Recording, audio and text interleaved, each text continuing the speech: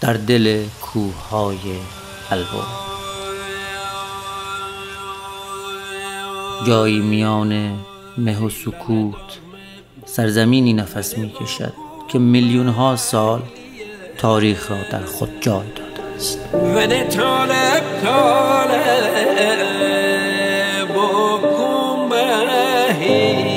سنگده، دروازه‌ای به جنگل‌های کهنسال هیرکانی،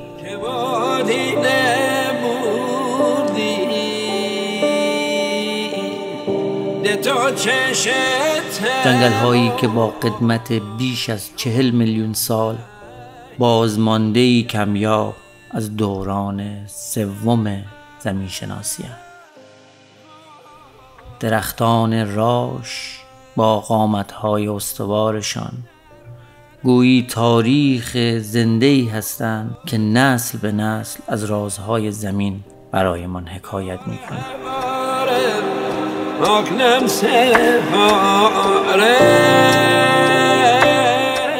آنگاه که پاییز فرا می‌رسد، هیرکانی رنگ دگر می‌گیرد.